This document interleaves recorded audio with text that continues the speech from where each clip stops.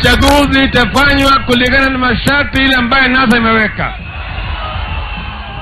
Inaitwa the irreducible minimum conditions, which must be fulfilled before we go for a repeat presidential elections. We are ready, but we are ready on our own terms. They have a quarrel with everybody. They have a quarrel with the commissioners of IBC. They want IBC commissioners removed. They want the secretariat to be removed. They do not want the printer of ballot papers. They do not want the supply of technology. And yet they want to pretend that they want to participate in an election. How is an election going to be possible without commissioners? Hii kampuni ya Ufaransa yaitwa Otimofo na Saffron tayari wamepatikana na hatia katika koti moja ya Ufaransa kwamba wao walijaribu kuonga watu wa Nigeria. Kwa hivyo hii ni kampuni ambayo iko na historia ya ufisadi. Wangapi wanasema hawa Mofo hatuwezi kukubali wasimamie katiba yetu? Tumekubali tuende kwa kura, but we are telling them we will not allow any side shows. Kama hamtaki kufanya kura, kama Raila hataki kusimama, ni sawa, aende nyumbani. But you cannot keep taking this country back. Vijana wetu wanataka kazi, akina mama wanataka kufanya biashara. This country must move on. Indeed, that is the state of this nation on this 18th day of September 2017, exactly 29 days to the repeat presidential elections set for the 17th of October. The political campaigns are heating up, but will the IBC be ready to conduct this all-important exercise then? This is the big question this week. Good morning and welcome to this edition of Citizen Extra. My name is Wahiga Mwaura. Also in the news, the country is awaiting the detailed ruling of the Supreme Court that nullified the August 8th election of President Uhuru Kenyatta for a second term. And still in the courts, the hearing of the petition by Third Way Alliance to have its candidate, Dr. Ekuru Aukot, included in the repeat poll is on this week. And in politics, the National Super Alliance call for no reforms, no elections is on a crescendo. Join me for all this and much more as they unfold and shape up in the day's conversations. We're also live in different locations. We're live in Nyeri County with our man on the ground, Martin Munene. In the Lake region, we have Laura Otieno. Aisha Bikidusa is live from the coastal city of Mombasa. And John Wanyama is keeping an eye on matters in the North Rift region. In Nairobi County, Mombi Waroi is at the IBC headquarters. Stephen Leto is keeping an eye on the National Assembly induction process at the Intercontinental Hotel, while Hassan Mugambi will keep us updated on the health sector industrial action from the Employment and Labor Relations Court. Welcome to Citizen X, and of course, we value your feedback. Talk to us on 22422. What is your view on our big question of the day? We are asking you, of course, is IBC ready to conduct the October 17th poll, and the possibility that the poll could take place at a later date? How does that work for you? How do you, of course, feel about that, and will that help with our political process? We value your feedback. 22422 is our SMS line, and talk to us on social media at Citizen TV Kenya. Let's now cross over to Kisumu County, where Laura Otieno is on standby to give us the latest. What we know is that yesterday, 28 houses were burnt in Kaloleni Estate, Kisumu County, by a group of suspected border operators in search of motorcycle thieves. Laura, good morning. Can you give us the latest in regards to that particular incident?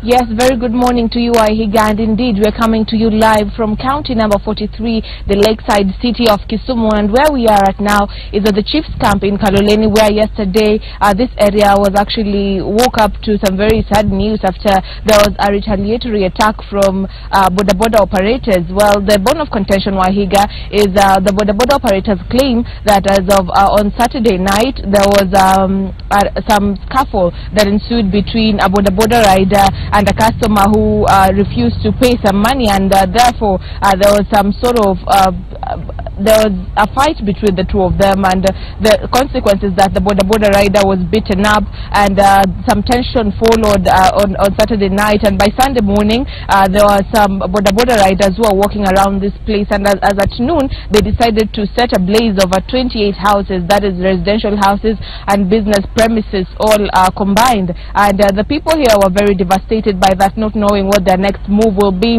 And of course now we're just waiting for the chief to basically come and tell us what what has happened so far, what the plans are, maybe to try and resolve the conflicts between the border operators and the locals. Because as of yesterday, the border operators had vowed that they will not cow down, they will not stop until they find the perpetrators of the crime, where they say that 4 motorbikes were burnt down by the locals here. So the chief, we're waiting for him here to basically tell us what he has done so far. Information we're receiving is that as of yesterday evening, he had tried to get the border operators and the locals as well to basically try and give the olive branch to one another and call it a truce. But we don't know how that went down. So of course we're waiting for him to give us the information. The county police commander, Titus Yoma, says no arrests have been made so far. They're still following up the matter and trying. The question is, you wonder what it is they're looking for, because the people who set the houses on fire were walking around, and the locals were really devastated and asking the police why they're not taking any action. So of course we'll also be following up with the police commander just to know the status of the investigations as it stands now, and whether the perpetrators, those who maybe burnt the motorcycles and also who set other people's houses on fire, have been arrested so far. But as it stands right now, no arrests have been made. Of course, we'll also be trying to walk around to see what happened to the locals, where did they sleep, and what is the status of their children, because today being a Monday, they were definitely affected by yesterday's inferno. So of course, we'll be keeping an eye on that and be bringing you the latest from this front, Wahiga. Laura Otieno, what we are trying to understand is this incident happened yesterday during the day. More than 24 hours later, you're telling us no arrests have been made. Are the police saying anything? Is the local leadership saying anything? And do you have any idea about the cost of losses from that particular incident? Yes, indeed, Wahiga, as you say, it's over 24 hours, and it's really shocking because the police is saying that they have not made any arrests so far. All they're saying is that investigations are underway. And in terms of the property that has been lost here, we really cannot give an accurate estimate because the police don't have the number.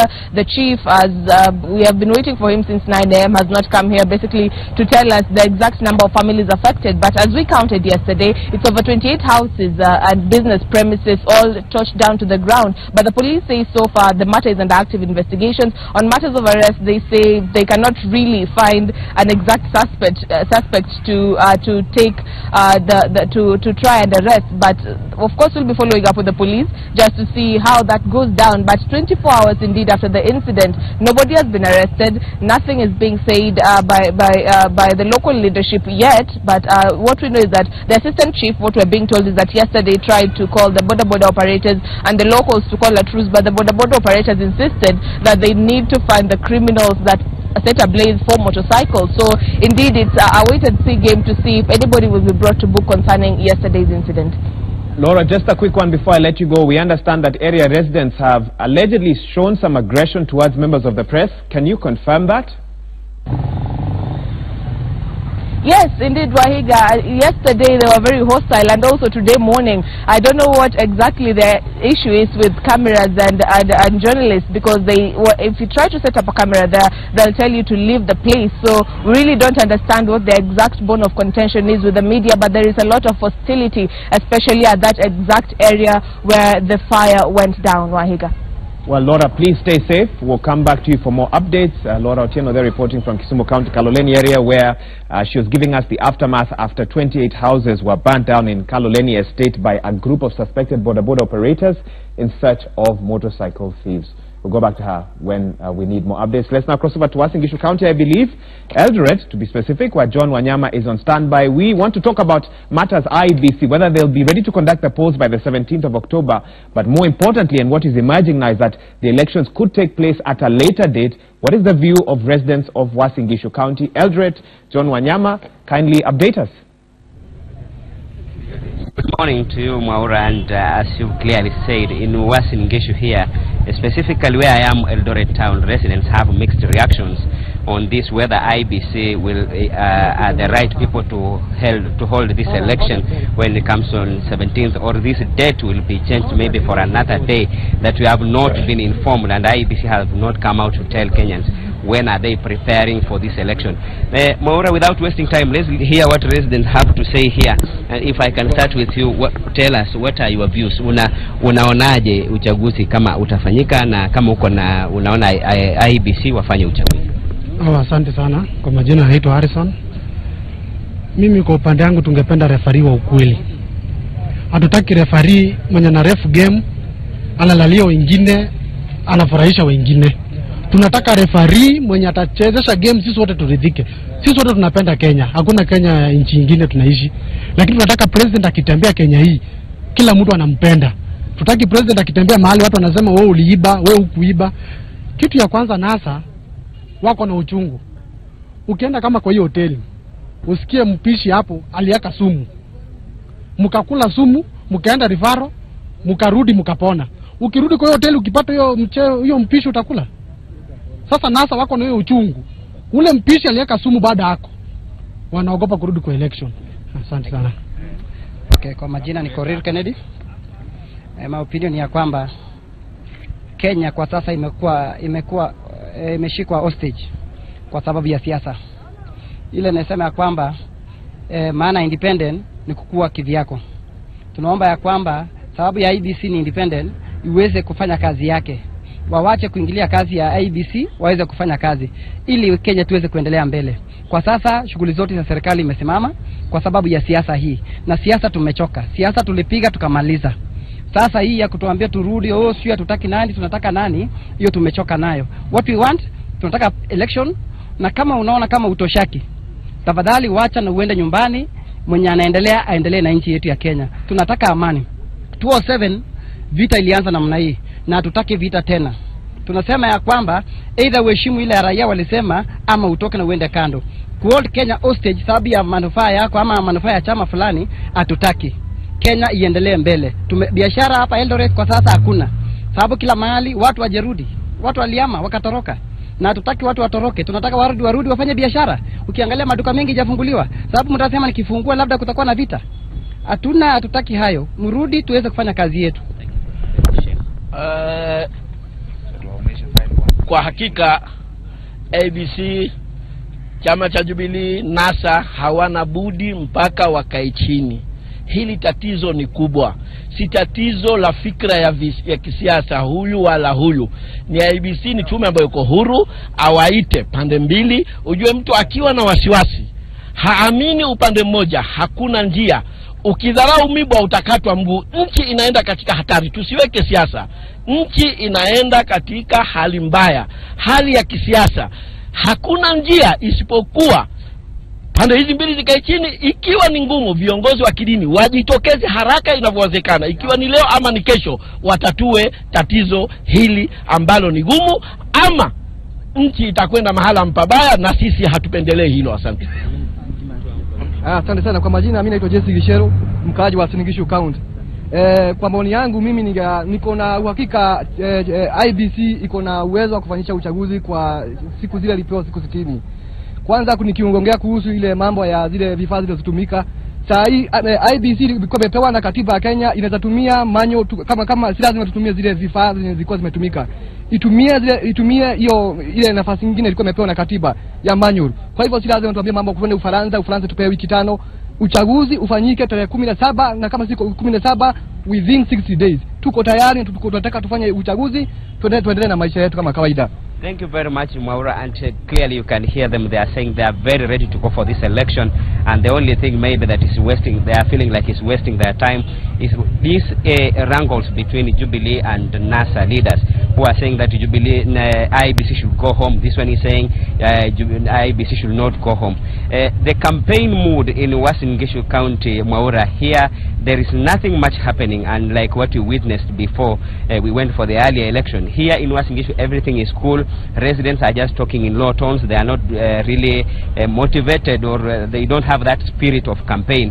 Apart from business people in Eldoret who have come together to contribute money to ensure that they support Uhuru Kenyatta for his campaign, and they are saying they are not going to allow Uhuru to come here maybe to give them money so that they can campaign. They are just coming together, contributing how much each and every individual has, so that they can ensure they support him for his re-election. Mwaura, in the Uasin Gishu County, we are still following up on these views and how residents are confused and tired for this argument between Jubilee and NASA, and they are saying that business is not moving. they want to go on with their businesses, because even the money circulation is very low. There are people who want to go for loans, they are not getting these loans. Each and everyone is telling you, hey, look here, let's wait for this election to go fast. It is when you can come here for us to give you money. Maura. Well, thank you so much, John Wanyama, for that update. Bringing up the interesting issue of voters' fatigue and just election fatigue across the country. That's something we'll touch on with my guest here in studio in just a bit. John Wanyama, they're reporting from Eldoret, Uasin Gishu County. Let's now cross over to Nyeri County, where Martin Munene is on standby. We still want to pose to him the same question. The possibility now that the election date could be moved from the 17th of October, but of course, it must happen before the 1st of November. So not quite sure on what new date the IEBC might announce in the course of the week, if they do so. But let's now get an update from Martin on the views of Nyeri residents in regards to that development. Martin, good morning. Kindly update us.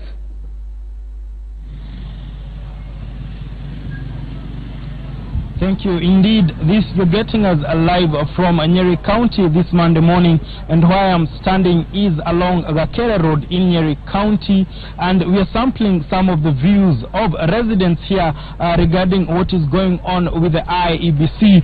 Some residents are feeling that there is no need for any changes in the IEBC, as they trust the body to deliver a credible and fair election come the 17th. And also we are looking at residents and their opinion on the election dates, and also some of the requirements or some of the demands that have been made by the NASA principal Raila Odinga. And with me is one of the residents who calls himself Jari Beba, and he's going to be giving us a perspective of what he thinks, especially about the fairness of what IEBC will be delivering on 17th next month. So Jari Beba, kindly, if you can look at the camera, kindly tell us, what do you think? Do you think the IEBC will be able to deliver a credible, fair election?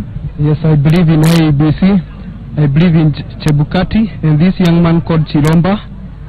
Na sisi kama wakaazi wa Nyeri, sisi tuko tayari. Hata kama ikisemekana ni kesho, vitambulisho zetu ndizo hizi, ziko tayari. And our slogan is one, kumira, meaning kutokea.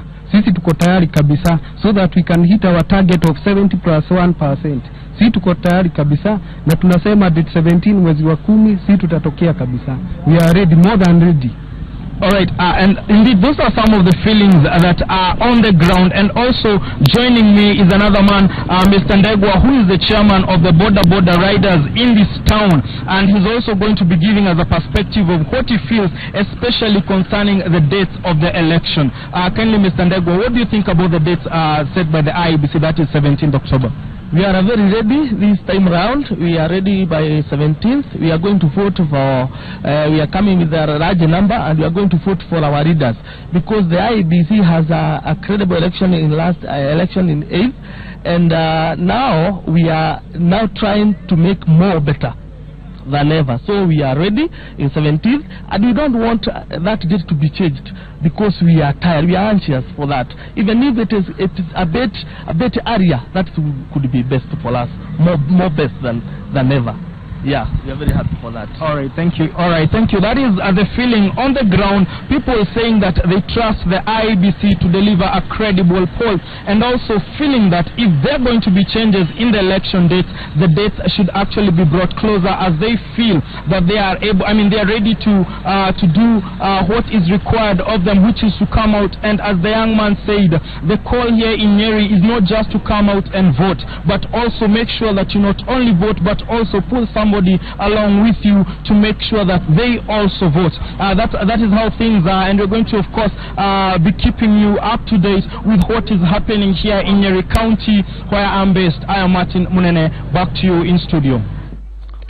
Well, thank you so much, Martin Munene, for that update. Of course, mixed views on IEBC's capability to, conduct the upcoming polls, and also mixed views on whether the election date should change. Nyeri residents saying it should come closer, others saying it should be moved forward, if that will enable the IEBC to put everything in place to ensure that the challenges that were experienced on the 8th of August will not recur, whatever the new date or whenever the new date will be. We'll also be getting updates from Ashabi Kidusa in Mombasa County when we get a chance to do so. We also have Mombi Waroy at the IEBC headquarters, Anniversary Towers. We're expecting her to give us the latest in terms of preparations.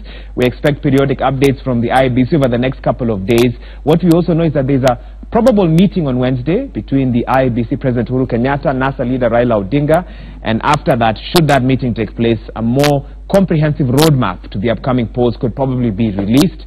But to hear what's happening, we shortly will be joining Mombi Waroi just to get the latest in regards to that. We're also monitoring the Supreme Court, where we know Ekuru Okoth's case to be enjoined in the upcoming presidential poll should be heard or mentioned before the registrar of the Supreme Court.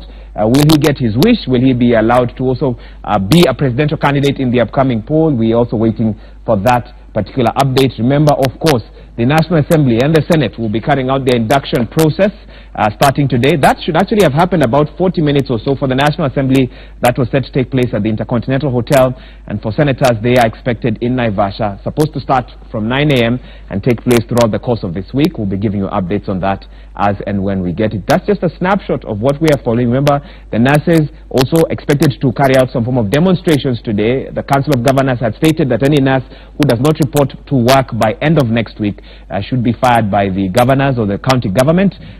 But the nurses, of course, the Kenya National Union of Nurses responding and saying that they do not have the power to do that. And we wait to hear how they will respond to that today as well.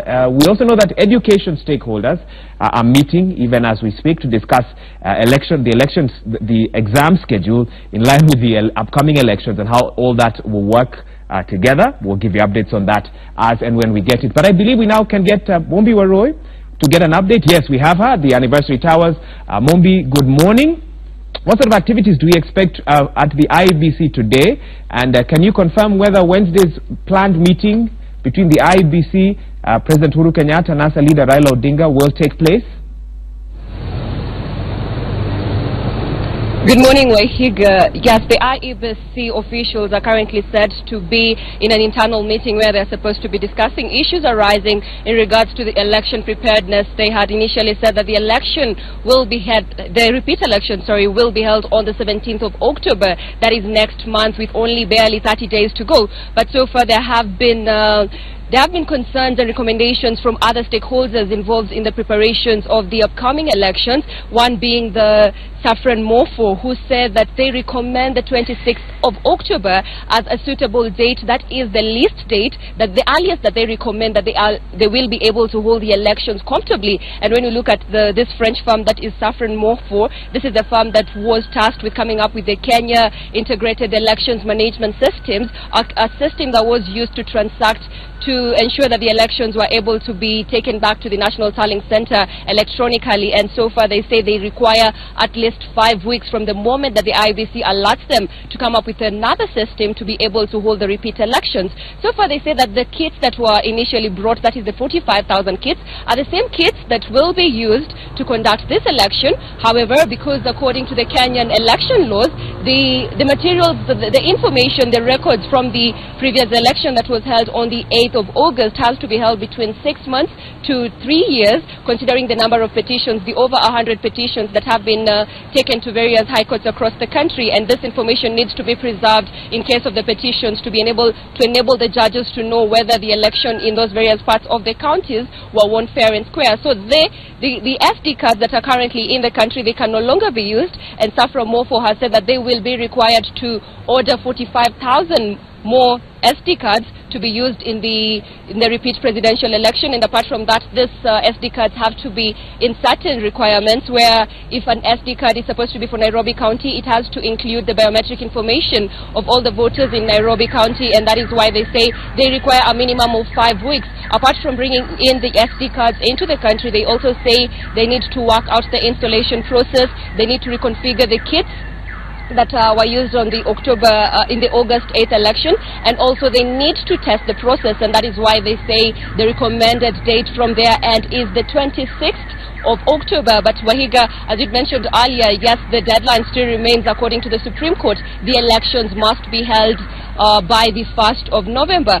So far, having spoken to the communications manager here at the IEBC offices, he says that today it is just internal meetings between the officials. We do not know whether or not they will be able to announce the date, and they will be able to confirm whether the elections will still be held on the 17th or whether they will move to the 26th. In regard to the meetings between the political parties, that is yet to be confirmed on whether the political parties, because some are saying that they may not show up, but this is to be confirmed on whether the meeting is still on by both parties, that is the NASA and also the Jubilee Party.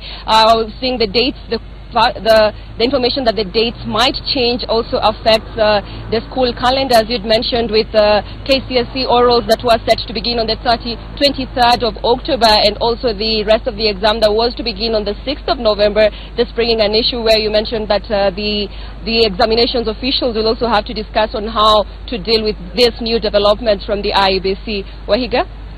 Well, Mombi, just a quick one from you.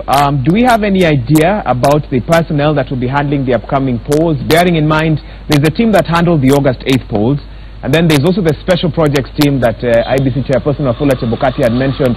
Do we know moving forward whether there will be a merger of those two teams? Do we expect any updates from the IEBC in regards to the personnel? Because that's a key issue that both parties, that Jubilee and NASA, would want to keep, follow closely. Yes, it was expected that an issue of the personnel, considering that the IEBC chairman Wafula Chebukati had already put up a project team, which is considered there might be a reshuffle in regards to that team. We do not have any official confirmation on whether there will be a different team, considering the Naivasha retreat, where we saw the CEO Chiloba also being given a task come the October 17th election. So we're yet to get if the IEBC is going to release yet another team that is going to conduct the new elections. But in regards to the returning officers, and we also look at the rest of the personnel in regards to conducting the 17th of October repeat elections, they say that they will require less personnel, considering this is not an election of 6 positions, but just 1 position, that being the presidential election. There will be less personnel required, but when we look at the returning officers, yet to confirm whether the ones that were there during the August 8th elections are still the ones that are going to be used during the October 17th, if the elections are held on the October 17th. Wahiga? Well, thank you so much, Mombi Oroy, for that update from IEBC headquarters, Anniversary Towers. We'll come back to you when you have more updates for us. What we know is that commissioners in internal meetings right now, we don't have any confirmation on what they are discussing, but we wait for press conferences or updates from that location, and we'll give them to you as soon as we have them. We're also live at the Intercontinental Hotel, where members of parliament have just kicked off an induction process led by the speaker, Justin Muturi. Stephen Leto is there, and we will be getting an update from him. Do we have those pictures now from the induction meeting? Okay, not yet. We'll give them to you as soon as we have them. Let me now introduce my guest in studio just to help us thrash out various issues regarding election matters, election date, and the IEBC. Let me start from the far right. David Osiani, public policy expert. Welcome to the broadcast. Mary Mwangi, good to have you, a political analyst. Many thanks for being here with us bright and early on a Monday morning. And Michael Agwanda, always a pleasure. Thank you so much. Indeed. And I want to pose the same question to you that all our correspondents have been asking out there. Can we say now that October 17th is no longer really feasible? Are we lying to ourselves by discussing October 17th when in reality many players around this election say that that date might not be possible, including suppliers of the Kim's kit and others? David? IEBC should just come to the realization that it may be an impossibility. Okay. Foremost, you had NASA leadership saying that that was not tenable, and they based it on the fact that Matiang'i had been the one who suggested, and only a few hours later the IEBC, using Matiang'i's words, declared the date, the preferable date for Matiang'i. So it was a political game. Matiang'i speaking for Jubilee. Exams are not something that would stop us. And I actually personally hold the view that when we are deciding the political future of a nation, exams cannot be held in space. Go to Somalia and you will realize there can't be an exam there. So as if the gods would be on NASA's side, it seems Safran or Oti Morpho, whichever the Morpho it is, has also said that preparing the Kim's kits and delivering them to the country fully readied for another election would be until 26. Remember, the bar has been set even higher for them. Right. They realize any little fault in the upcoming election, if IEBC insists to go with them, then any little fault will be very costly. They have an image crisis right now following their case with Nigeria, has been reported worldwide, and many other things. So the IEBC needs to just come to the conclusion pretty early and let Kenyans know so that Kenyans can ready themselves. Because what risks happening is that if they wait until the last minute to declare that they've pushed it forward, they could create some malaise. You know, guys would just say, get tired. They're tired of this. And say, we are not going to get involved with this. Okay. Yeah. Okay. Mary? Well, remember what Honorable Raila stipulated. He said he needs to know that certain individuals will not be part of the presidential poll, that 290 returning officers will not participate, that there will be different personnel involved in the process. Then we also have the Supreme Court ruling that we're all awaiting for. If it turns out that some of the issues that the NASA principal pointed out are valid, then we have the DPP stepping in, and we will see a lot of heads roll. So the question now is, as David pointed out, voter apathy. People are holding on to their money. The economy is being affected. People are tired. We want to see this happen. And will it happen before the 1st of November is another question. Because if it doesn't happen before the 1st of November, then what next? Then what next? I think that's the big question. Michael, let me bring you in, but now switch gears. There's a scheduled meeting, probably on Wednesday, between IEBC, President Uhuru Kenyatta, NASA leader Raila Odinga. Of course, whether that meeting will take place, that's a topic for another day. But should it take place, how will IEBC Chairperson Wafula Chebukati find a way to balance the interests of both sides? Because the divide seems to be quite wide. Let me tell you, Maura, what we are seeing in this country is a situation where basically IEBC wants to leave to its mandate to be an independent institution. Okay. Whereas in reality, it is not independent. We've seen this played very clearly. Quantify that. We've seen this being played clearly, where NASA says we need some few people out there, and Jubilee comes and says, oh, you can't get some of those people out there. That really tells you that there are people that are inclined to both divides in this case. Now, if that's a reality, Maura, then we need to know that IEBC will not be seen to be trusted until they bring both the divides together. And that is NASA and Jubilee, and agree on issues. However, a meeting that was set up last week, you saw what happened. Yes. NASA goes on time. Chebukati refuses to meet them with an allegation that I don't want to meet you, as one team. I want both teams to come. The other team takes about an hour and they don't show up. NASA moves out of the meeting, and then the other team, knowingly, very clearly, that the other team had left, that they were supposed to have a meeting with, now they come in and they say, oh, we've just come for a meeting. You think if you're in State House and Anniversary Tower, you'll not know that that team has just left, and therefore now let's go and just show a case. It means they were not interested in having the meeting. But this is what we've seen. When Isaac Hassan team was being kicked out, in fact, it took the president himself and the former prime minister to sit down, and they agreed. And within a very short time, there was a political bypass. A constitution was changed, and literally these people were allowed and given a send-off. If they wanted this, Jubilee wanted this meeting, Uhuru will take a phone call, and he'll talk to Raila. Instead of talking through their proxies that will never agree on anything and nothing at the same time, these guys could have a meeting if they want. And let me tell you, this impasse, this stalemate will be completely settled if they're interested. The problem we have, however, is this. What we are seeing in the political arena is a situation where people are so interested about individuals' misfits than the country's position. As we are so divided. I only wish that these politicians will not be calling each other names. Some are being called Mwizi wa Shamba, some are being called, oh, you Mutwake Tandawili. Sometimes it really takes more or less an outsider, and you saw what the U.S. Said the other day, that, NASA and Jubilee now need to sit. And that was a message from Trump himself, realizing that these differences and continued widening of these differences of the divides are causing a lot of problem for this country.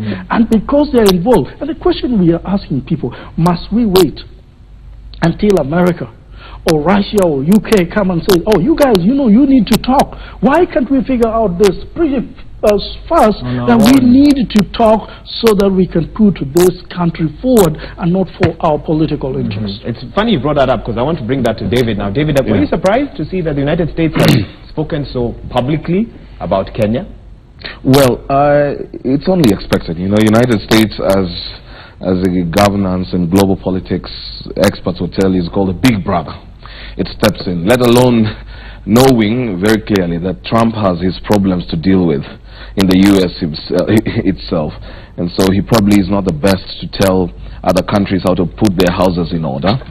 The U.S. sent John Kerry, who the court ruling has had a serious indictment on. And so we have gotten to a point where we are worrying the world. To that extent, I have to agree. We have gotten to a point where increasingly there is hatred everywhere. You know, offset, I was telling you, I was in a part of this country where I just felt literally insecure, and I was defined by my texture, you know, and that's not right. That cannot be right. And as I have said before, when you feed the beast, prepare to be its dish. We are feeding the beast of tribalism. We are fanning ethnic flames ahead of the election. And I guarantee you, the white supremacists did it in America. They are now becoming the dish of that white supremacism. They thought that the blacks were not, you know, Americans enough. Now they are fighting between themselves and killing each other. We are feeding the beast of ethnic tensions. We are segregating the country on tribal lines. And someday, the very people who are fanning these flames will be consumed by the very flames. And this election, if there is one thing it needs to do to us, it's to give us a leader who will unite this country. So that America has decided to speak is telling. Many other countries are probably spoken. They just don't have the advantage of America to have all the global media houses headquartered there. That's correct. But they are worried. Our neighboring countries are worried. The stock exchange will tell you the story that you don't want to hear. Business is really at a standstill.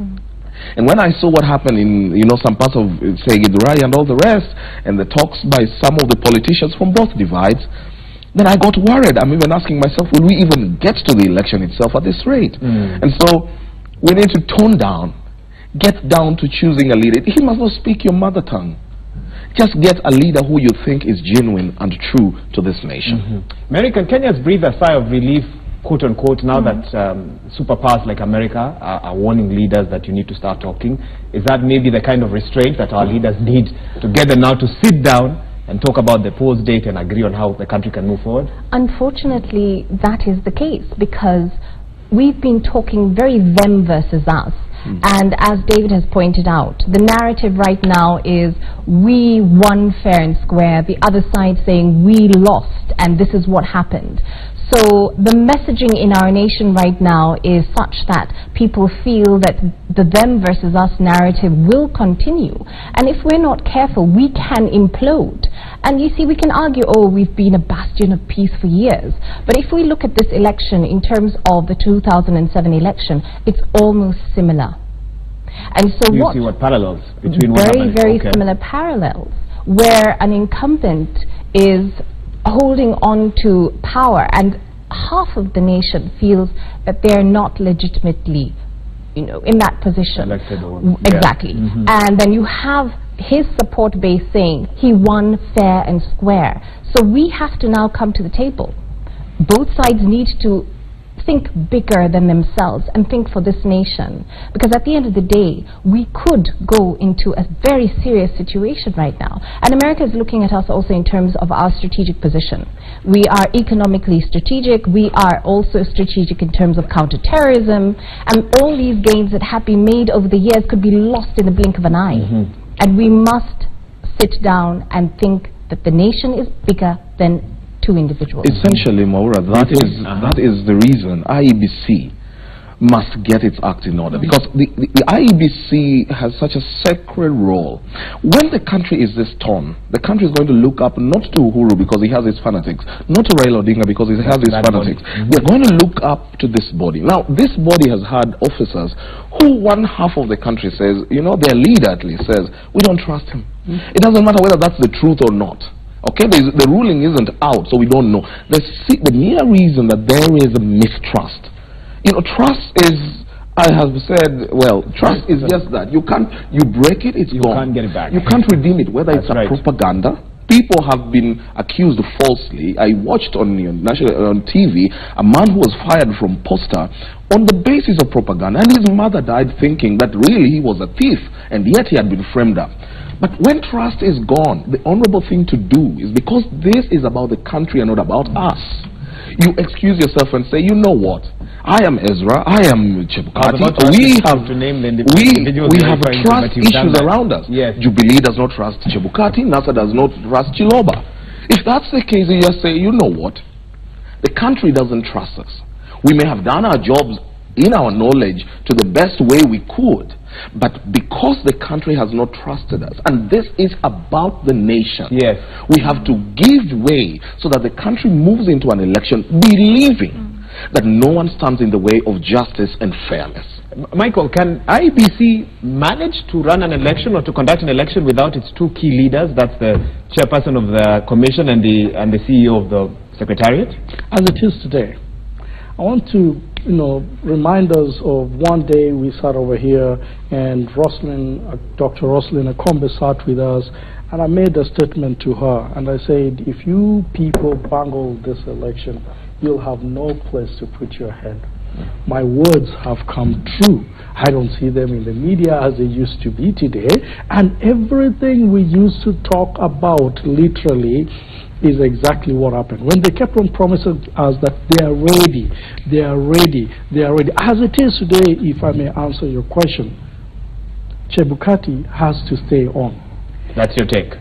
That Chiloba can leave, and that commission will still go on.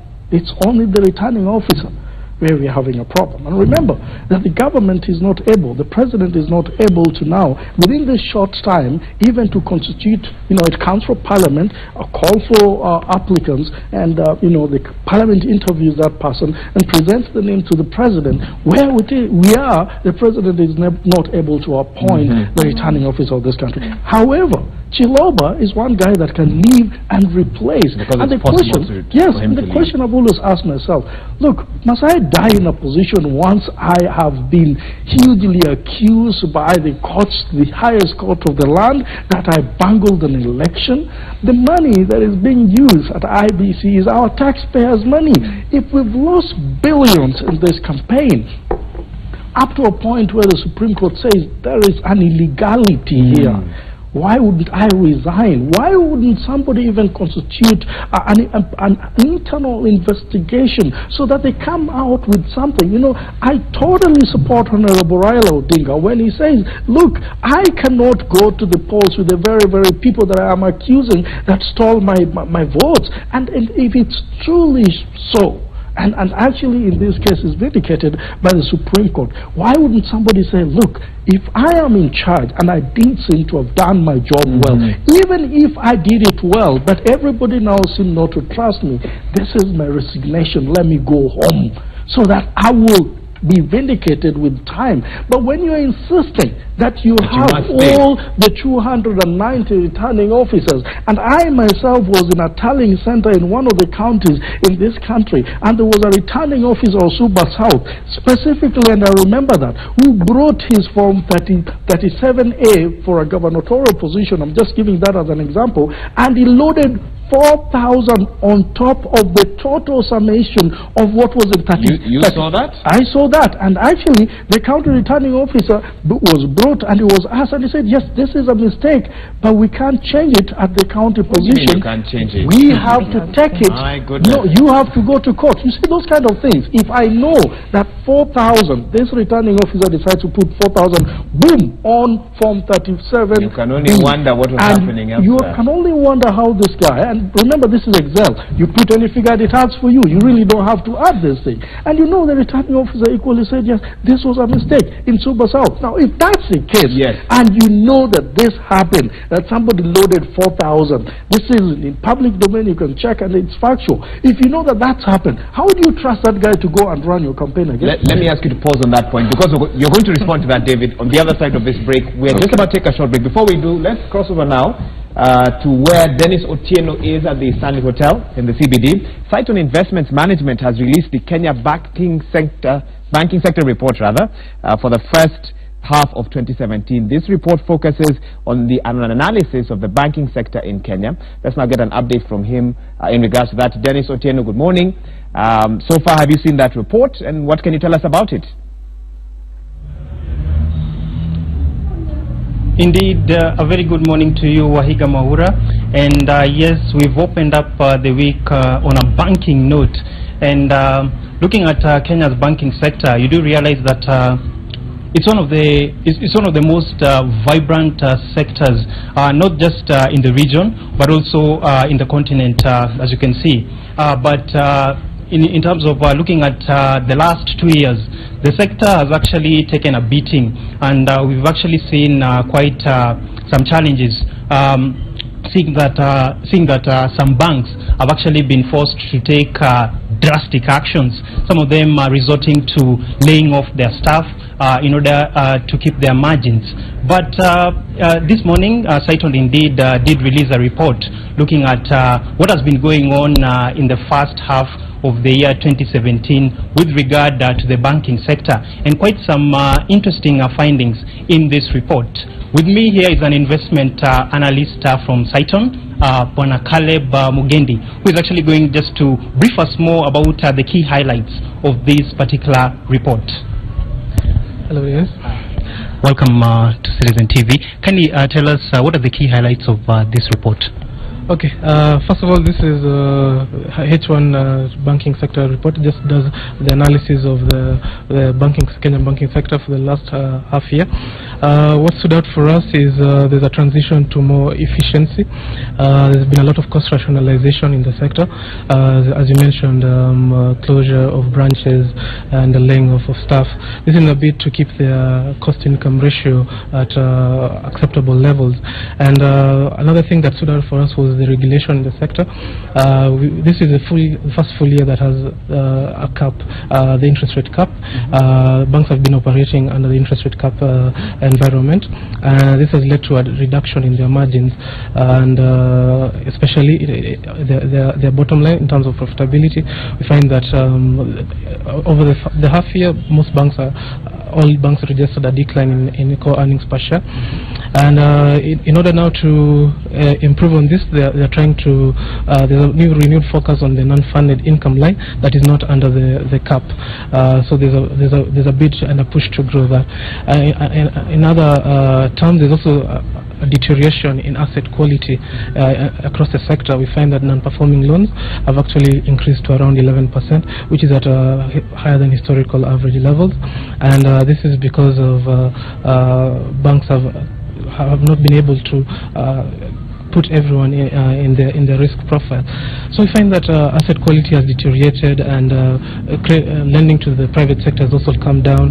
And due to this, we also support the central bank, who came out strongly last week in saying that the interest rate cap has not actually achieved its objective, and it should hopefully be revised or repealed. Okay, we're running out of time, but very briefly, do you think, looking at the political environment with the elections, seeing that we do have an election on October 17th, how do you think this is going to impact going forward for the second half of the year? Well, for the second half of the year, we witness a slowdown, especially in terms of lending by banks, based on the uncertainties around the election period. However, the loans have not been growing as fast as historical average, and we expect that to remain suppressed and subdued even towards the second half of the year. Deposit growth, on the other hand, has been strong, coming quite strongly, higher than historical average, based on new modes of reaching the client and of deposit mobilization, alternative channels like agency banking and mobile banking. Thank you very much. Well, indeed, Wahiga, as you've heard, we shall be keeping tabs on this particular report, and we'll be telling our viewers more about what it has in our subsequent bulletins. And just to remind you, Wahiga, is that today the Central Bank's Monetary Policy Committee will actually be having its meeting today, and they're actually going to chart the way forward with regard to the benchmark rate going forward. Waiga, for now, that's all we have for you. I hand it over back to you in studio. Well, thank you so much, Dennis Otieno, for that update. Interesting and a bit worrying, of course, to see the effect that the polls have had on the economy, different sectors, including the banking sector. You've called it quite vibrant, robust, but it has suffered in this political year. Of course, what we know is that a lot of the losses that Kenya has made this year will only be, visible next year when we, can take a look back at what the numbers were in previous years and how that changed in 2017. We'll also be crossing over to the Intercontinental Hotel, where Stephen Leto will give us an update, even as members of the National Assembly begin their induction, one-week induction process that will be taking place, and he'll give us an update on what happens during that particular induction process. Well, we know members of Senate are in Naivasha also for a similar one-week induction process as well.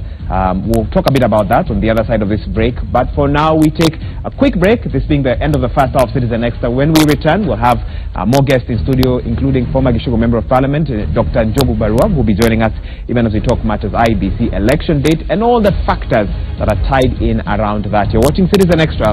We will be right back.